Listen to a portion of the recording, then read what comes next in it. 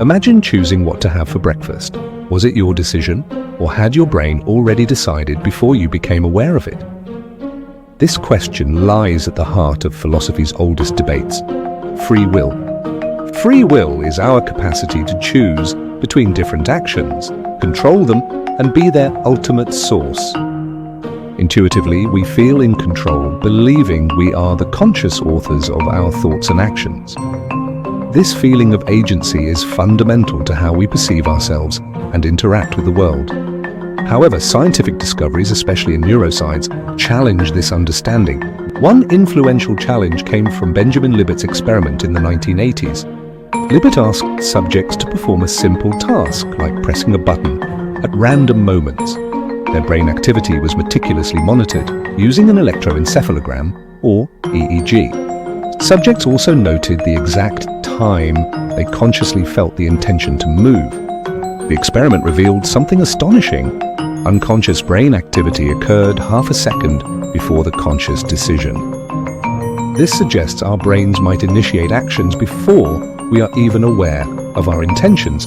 It's as if a hidden puppeteer pulls the strings and we only become aware of the movement after it's begun. This visual metaphor helps us grasp that our decisions could be influenced by factors beyond our conscious awareness. Libet's findings sparked intense debate, leading to various criticisms and alternative interpretations. Some argue that the readiness potential observed is merely a preparatory brain signal, not a commitment to action. Others suggest conscious will might still have a veto power, allowing us to stop an unconsciously initiated action. The neuroscience of decision-making is complex, involving multiple brain regions like the prefrontal cortex. These regions work in concert, processing information before we consciously register the decision.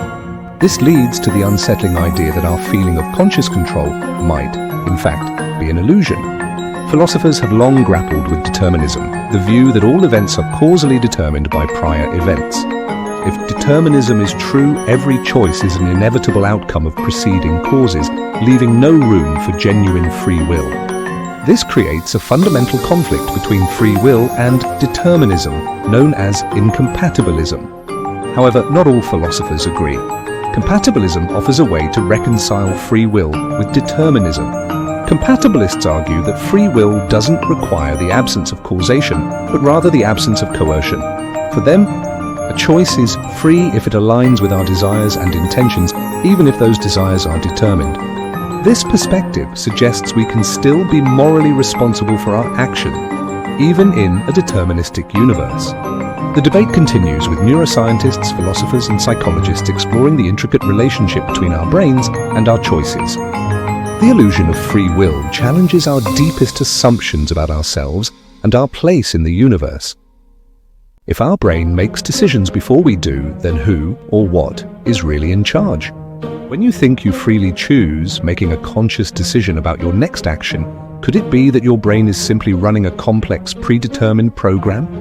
This profound and ancient question, whether our choices are truly our own or merely an illusion, lies at the very heart of philosophy's oldest debates, exploring the fundamental nature of free will and human agency. Our brain functions much like a sophisticated biological computer, a complex machine constantly processing vast amounts of information and executing intricate operations.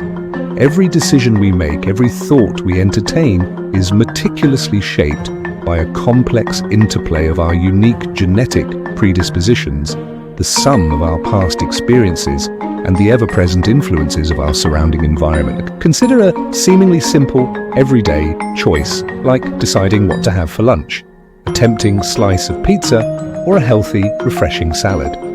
Was that choice truly a spontaneous act of free will, or was it subtly influenced by your current level of hunger, cherished memories of a delicious meal, recent advertising you encountered, or even deeply ingrained dietary habits? Behind the scenes, beneath the surface of our conscious thought, millions of tiny algorithms are constantly running within your brain, tirelessly processing data and guiding these intricate decisions. These complex neural processes operate entirely beneath our conscious awareness, forming the fundamental, unseen foundation of all our perceived choices and actions.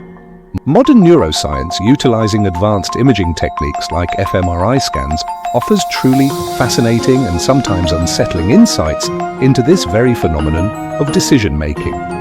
Remarkable studies have consistently shown that specific patterns of brain activity can actually predict simple decisions seconds before a person is even consciously aware of making them.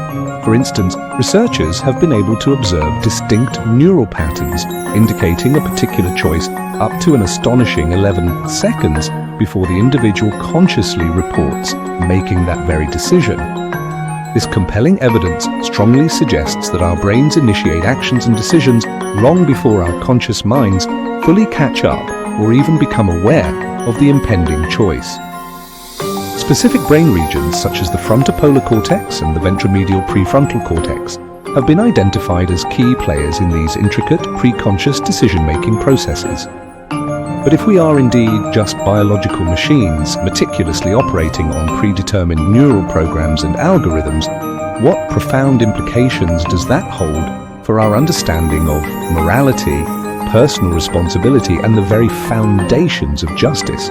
But this fundamental conflict between scientific findings and our intuitive sense of self-determination presents a profound challenge, and that's the real problem we face when confronting the illusion of free will. If no one freely chooses what they do, then punishing a criminal is like punishing a natural disaster. Philosophers have struggled with this for centuries. Hard determinists argue that free will doesn't exist at all. Everything is caused by what came before. Compatibilists, on the other hand, say freedom doesn't mean escaping causality.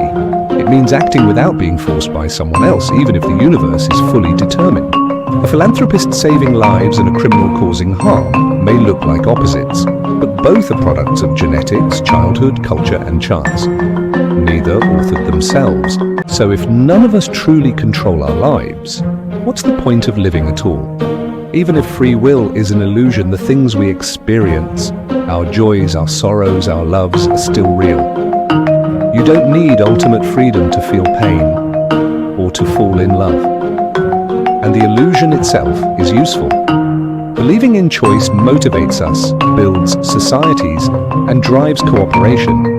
Even if we are determined, the sense of freedom pushes us forward.